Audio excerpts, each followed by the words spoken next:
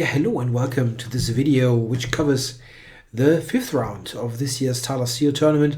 It's a bit of a late release, but I opted for quality rather than for swiftness of the release. I could have released that a couple of hours earlier, like in the middle of the night, but I felt I was just unfit to do a video. So I'm doing it right now when it's a bit later, but at least I now have a pretty good idea, I think, what the games, what happened in the games, and I think I can tell you simply a better story now than I could have done like 20 hours ago.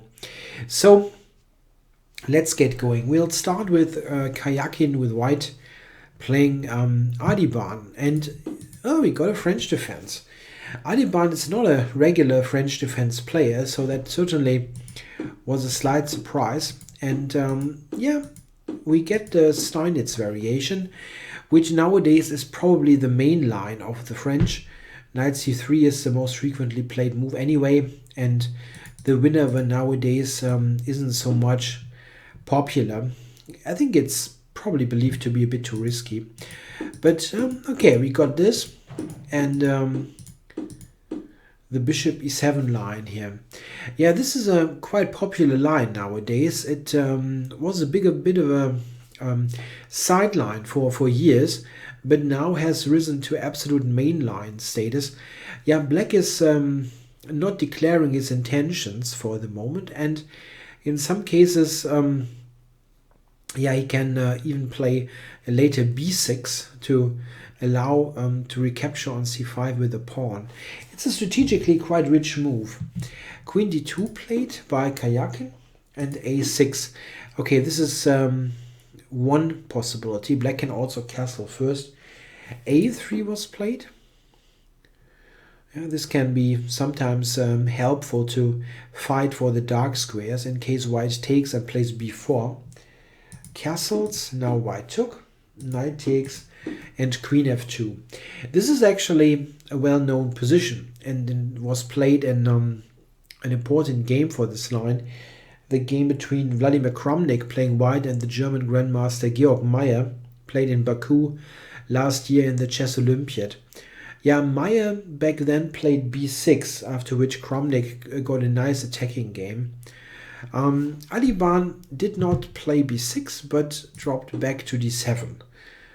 That's the improvement, I guess.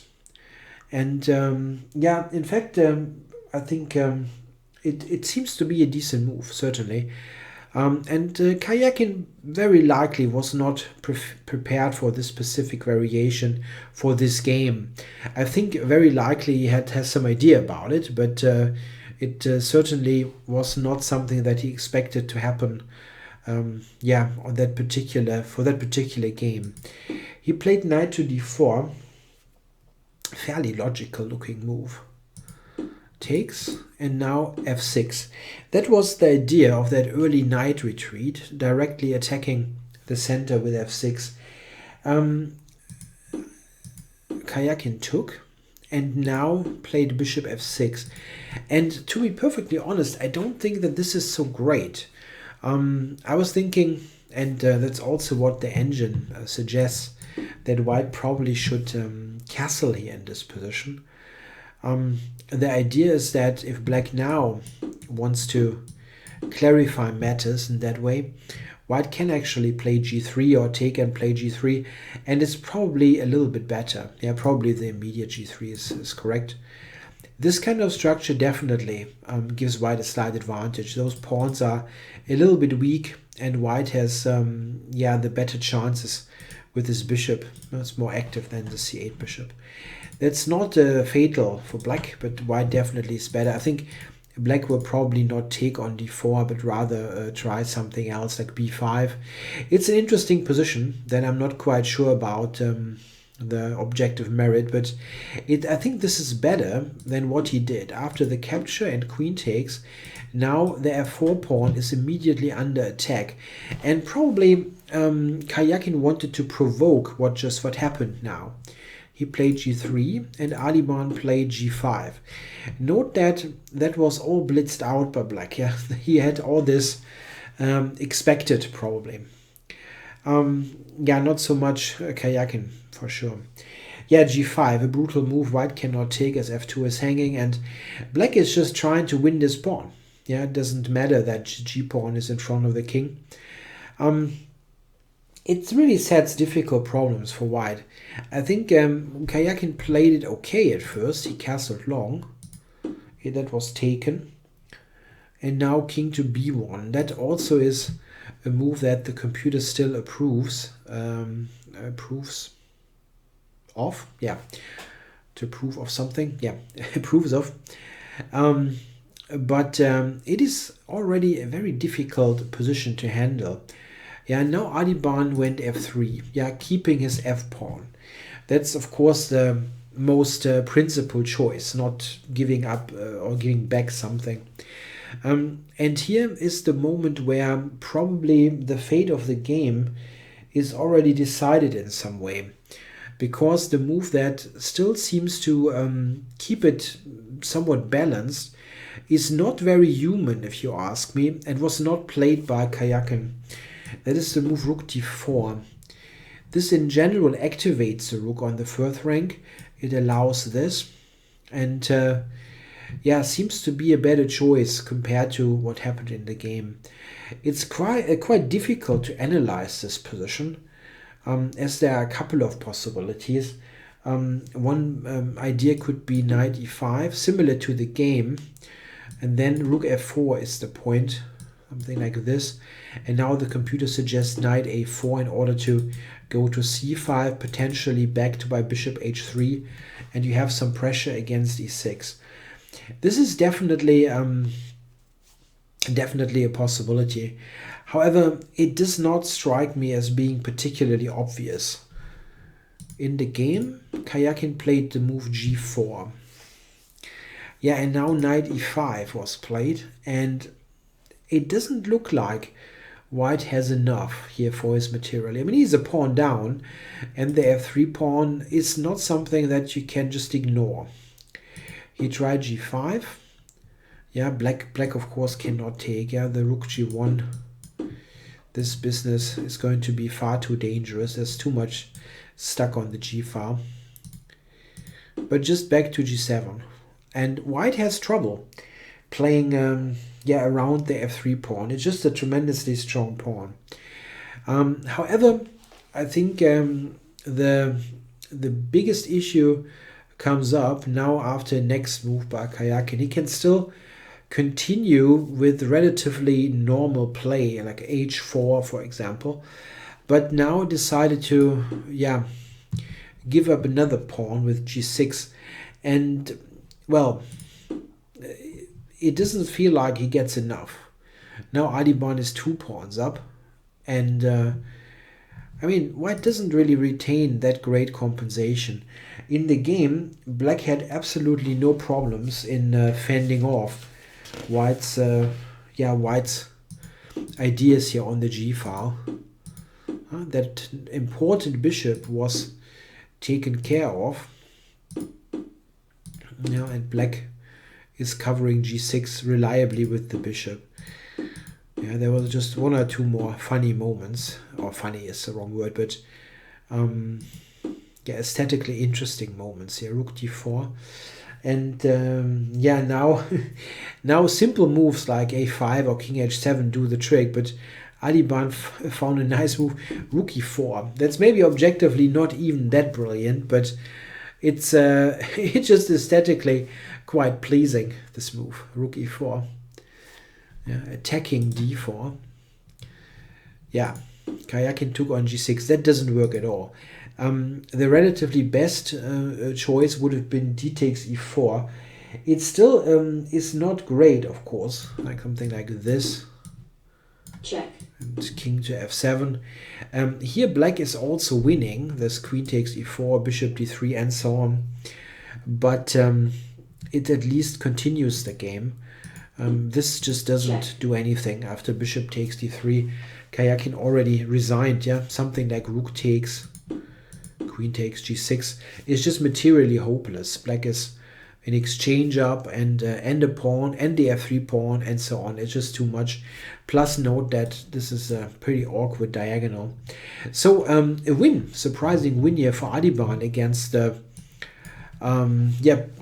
challenger from the last World Championships, and Kayakin was damn close to getting there. So surprising win here by the Indian underdog, and a very convincing one. I mean, that just looked like a very clean win with black. Yeah, he played an interesting opening, and it seems that he was much better prepared. Yeah, this was all part of the preparation, it seems. So very good job here by Adhiban. So let's have a look. What's the next game to check? We have quite a couple to check. Yeah, let's do Wesley So Pantala Harikrishna, which is a little bit of a mystery to me, this game, to be honest. So we have an English opening here by transposition, yeah, and d5 played by Harikrishna. Yeah, and now by far the most normal move is c takes d5, but Wesley So played played differently. He played the move d4, and this is an interesting reply to this. The way Harikrishna reacts, he gets into a pretty awful position, to be perfectly honest, and a position that is theoretically well known. Probably he somehow wasn't aware of what he's getting into. I mean, it is known that Harikrishna is not focusing so much on opening theory compared to the other top players, but the opening result that he gets is fairly bad. So he now takes on d4. Maybe you can improve here with castles or other moves, but this is what he played. And after queen a4 check, white gets a really excellent position. Yeah, black replies with the normal move, knight b to d7 and castle. So white is not taking the c4 pawn back. I mean, currently, if he would have done so, knight b6 is just pretty awkward. You don't want to develop black even more or put the queen on an awkward square. Castles is the best move. Castles, and now rook d1. White is again not taking this pawn back, but rather improving in the center and increasing the pressure. Yeah, black played knight b6 and queen a3. It's interesting that they both spent some time there. Simply interesting because this is a well-known game, actually. This is a well-known sequence. Queen d6, takes, a4, a6, bishop f4. And all this is known. This has been seen in the game Kramnik with white against Nepomniachtchi from the Dortmund tournament 2015. So it's a bit weird that black stumbled into a well-known position that is basically unplayable for him. I mean, I've gone through the moves, and now we've arrived at this position. Let's take stock. Black is a pawn up, but the position is terrible, really terrible. White is a lot more active with his pieces. Yeah, if we check the bishops alone, this is great. The activity is so enormous that black is almost not in a position ever to keep the pawn, so he will lose the pawn back and then will be in big trouble. In the original game Kramnik Nepomniachtchi, Nepo played 98 and also got pretty much destroyed. In the game here, Harikrishna tried d5. Note that he had spent almost all of his time up to this point, and Wesley So also spent an hour. So it seems they both were not aware that they had something on the board that is actually well known. While So he had played into a much better position, so it's okay. Yeah, Harikrishna getting into something that is essentially, yeah, I mean, this is a really terrible position. I'm a bit hesitant in saying it's almost losing, but it is close to that, because you, like here, you lose back the pawn Yeah, like here, you lose back the pawn, and you're remaining in a passive situation. The pawns like c4 are weak, and black has yeah, very little to show for that. Especially problematic is the very strong bishop that keeps everything frozen on the queen side. This is also why black now took this, but here again is in huge trouble. Knight c7 is around the corner. This is already almost impossible to fend off. In fact, he played bishop g4 and allowed knight c7. However, it's a little bit mysterious now, the next move, as So rejected to play knight c7. I understand that this is not so easy to calculate, but still, it looks a bit too tempting. I mean, I must say I would have been too tempted to play knight c7. Let's have a look. It was the strongest move, knight c7. The only move that challenges this idea somewhat, and certainly the one that irritated the white player, is now knight to d3. Looking at this. Yeah, knight d3, funny idea. Like takes, and this. And, well, there are a lot of white pieces hanging. The bishop on d6, the knight on d4, yeah. But, yeah, white has some choice here. Most likely he will take on a8. Bishop takes, bishop a3, and takes here. There are a couple of other lines, but they all end up with white winning a clean pawn and having the more active position, like here, where after a bishop move, rook d7 would be pretty awful. Alternatively, rook d8 is possible, and then like trade rooks, but the bishop ending a pawn down is probably lost as well. So knight c7 would have been pretty strong probably, but there must have been some line that So didn't like. Objectively, it is the best move. After rook d2, rook d2 here, black is getting a little bit, off the hook is strong. He's still under pressure, but at least there is no direct loss around. However, it is very difficult to play. Played rook to d8, knight b6. Still problem there with the pieces. Knight c6. This is something that is not at all easy. I mean, it's very tactical. Now d4 is attacked a lot by black, so knight f3 makes perfect sense. Takes and takes here. So black has given up an exchange after all, but it's gotten a pawn for it. This is difficult to play for black. Yeah? After this, bishop takes e2.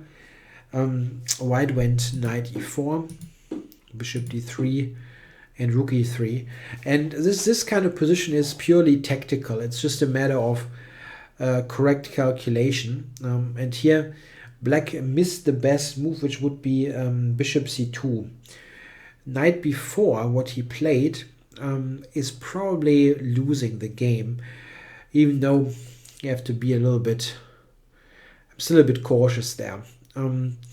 What is this position? White is an exchange up, but it is difficult to win. The a-pawn is somewhat weak, and many endings would be a draw, even with the exchange up. The problem with knight b4 is that the knight here is now coming back into the game, and the immediate idea is rook e7. Black is not attacking the a-pawn all that quickly, and there are chances that white might win both pawns in the long run.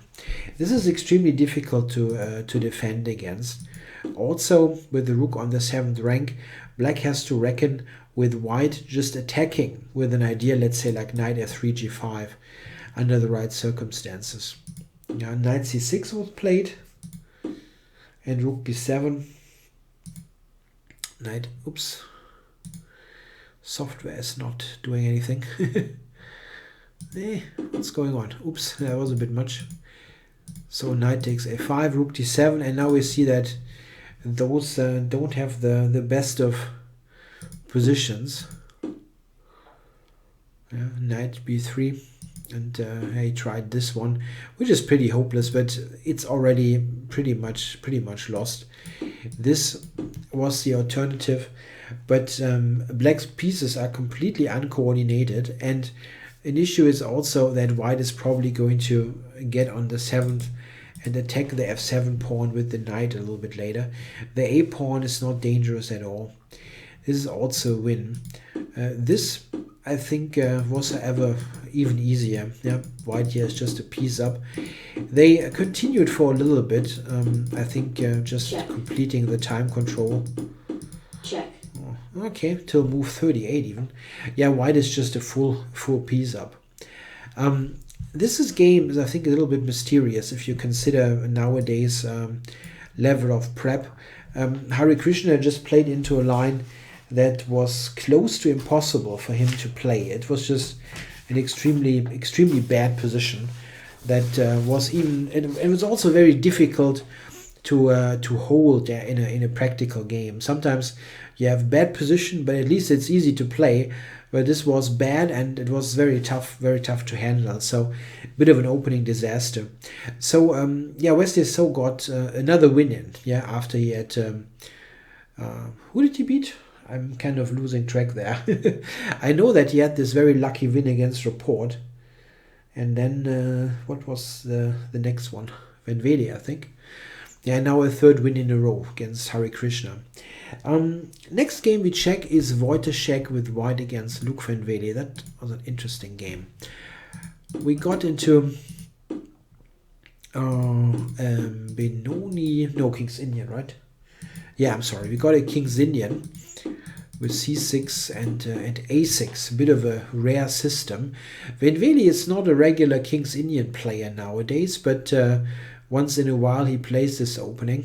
I mean, he played it in his junior days, but not so much nowadays. We got a very interesting position, and in fact, I want to go forward a little bit until we have a more defined pawn structure. Yeah, I think in this position, Wojciech has gotten a good opening result. He's got the half-open c-file. He looks at this slightly weak pawn, and it's not so easy for black to change this pawn structure favorably. He has the half-open b-file, but that doesn't do all that much. That's not. We can go rook b8, but there's nothing to attack. So I think white is a bit more comfortable in this position. Yeah, all this feels fairly normal. The knight has a good position on d3, covering b2 and looking at many critical squares. e6, knight b1, interesting. Yeah, this is opening up the c-file and might introduce various regroupings. For example, knight could come here. c5. Yeah, Van Wely is not eager to keep the pawn on c6 for any longer.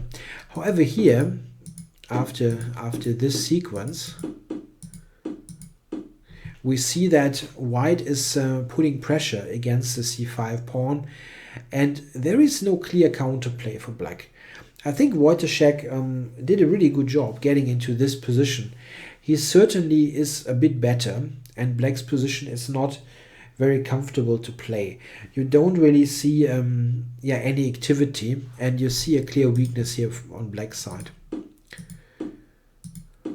Yeah, this was played. And we get to a key position a little bit later. The queen trade is certainly not something that white minds. He activates his rook and even manages to win this weakish pawn. Everything looks very smooth, very logical for the first player. Rook to d6. And now, very interesting phase of the game. It's like 10 moves to time control, and black has a threat. Rook d1, winning a piece. And how should white react to that? The right move would have been king to f1. Not a very difficult move to spot. It's just that the alternative also looks very, very okay. but does not actually work all that well. However, the reason why is extremely tough to see a little bit a couple of moves later. So king f1 would have been good. We can have a look at this move, of course. Yeah, now the check here doesn't make any sense. This is hanging. So black, I mean, if black goes back there, something like that is attacking the knight, and this pin is absolutely deadly. Yeah, the check is useless on e1. So like yeah, seeing that this is good is not difficult. Seeing that the other move has a problem, however, is a different matter. He played rook c1 back. That makes perfect sense. Yeah? The rook comes back to cover d1, and we attack with removing the rook from c5. We attack the knight. When Wely plays correctly, he plays rook to d7, doubling on the d file and intending the check again.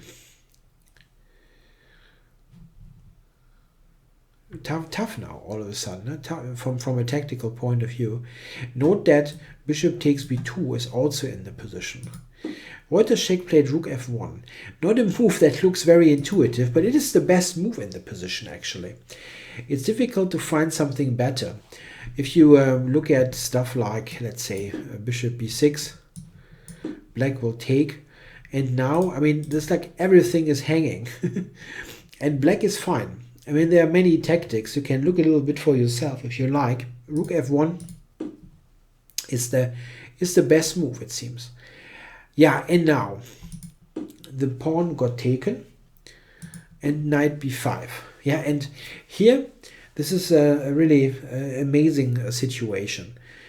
White is double attacking b6 and the knight attacks the rook. It looks pretty awful. It looks like black is losing material.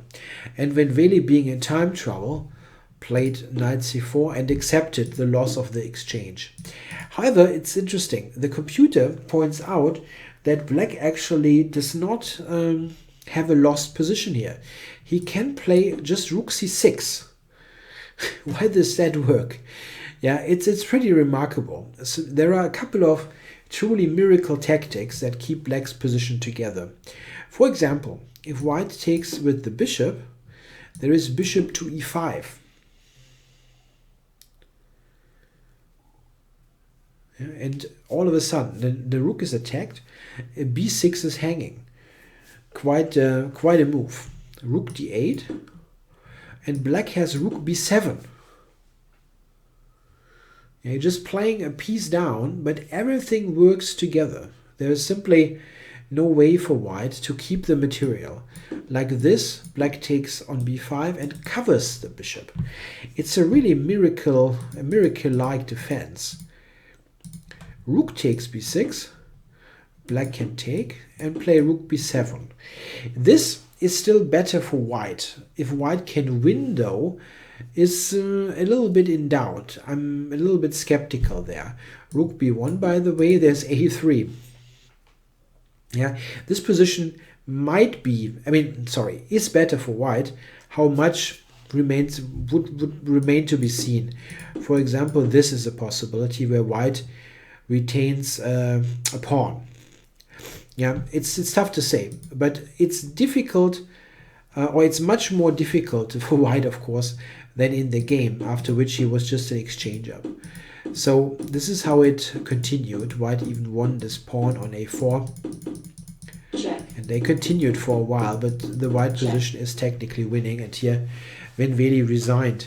So an interesting game. I think still a very deserved victory for Wojciech, who had a great advantage.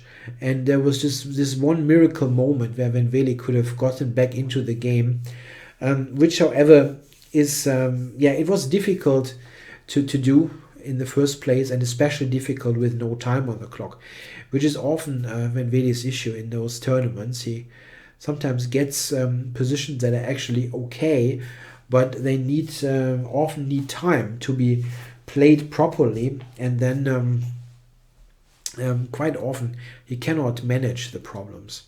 So a good win here by the Polish number one. The final game I want to check, I'm also going to tell you a bit about the other ones, but final game I want to check here is the game Eljanov Aronian. So we have the leader of the tournament, Eljanov, playing Aronian. Via transposition, we got into a Catalan opening with d takes c4. This is the absolute main line of the Catalan and the usual defense by Aronian. Queen c2, a6, and a4. Nowadays, you don't see this all that much anymore. It seems that black has decent resources there to equalize. a4 is a bit more testing. Bishop d7, queen takes, and bishop c6. This is how black plays most of the time. Yeah, with this little zigzag maneuver, the bishop gets activated. Sometimes black moves this bishop again and plays c5, or in some lines even takes on f3, then plays c6. It's very solid. Bishop f4, bishop d6, and queen c1. This has been seen recently. It's a fashionable line. Takes, takes, queen d6, queen c1. Again, this has been seen before, and both players played this rather quickly. So what to think about this position?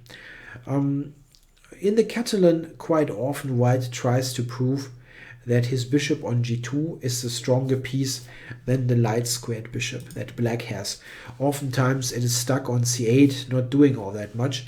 Here black has managed to get the bishop there, and with Aronian's next move, which is a novelty technically speaking, bishop d5, he also potentially prepares c7 to c5, or just knight c6 to develop. I think black should be quite okay here. It's helpful that the dark squared bishops got traded, because black is a bit behind in terms of space. Trade one pair of minors makes sense. I think this position is probably roughly equal. I think black can be satisfied here. Knight c3, knight c6, and knight to b4. The b4 square is weak, so use it. Queen b1, yeah, obviously trying to bring this eve pawn forward to fork. So Aronian went back. And this is a good square now for the queen. And a5. Yeah, I think the position certainly should be equalish. However, in the next couple of moves, white is slowly getting losing the control of this. Yeah, I'm not sure about this e4 e5 thing, actually, to be honest. The pawn on e5 can be an asset, yeah, giving squares like d6 or taking control over squares like this, but the pawn in itself can become weak, and black also has gotten some good squares for his knights. d5, b5, c6. Those all would be safe squares for the knights, and knights definitely need those those outposts, those positions where they are very secure. And black certainly has gotten those squares now, and the bishop on g2 is not doing all that much. I actually have a bit of a problem to pinpoint where exactly white is losing the thread completely. The engine actually dislikes after this. Rook d1. Yeah, black, as I mentioned, used these two squares, and